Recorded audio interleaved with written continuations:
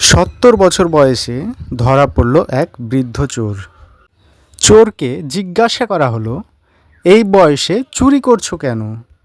এই কথা শুনে চোর বলল, আগে চুরি করতাম খাবার জোগাড় করার জন্য, কিন্তু এখন চুরি করি ওষুধ কেনার জন্য। পুলিশ এই কথা শোনার পরে তাকে একটি কাগজ ধরিয়ে দিল, যেটি ছিল সরকারি সহায়তার ফর্ম।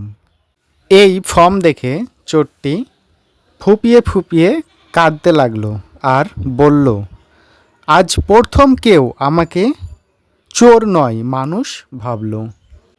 তাহলে নীতি কথা হলো, ভালোবাসার ছোঁয়ায় অনেক সময় খারাপ মানুষও ভালো হয়ে যায়।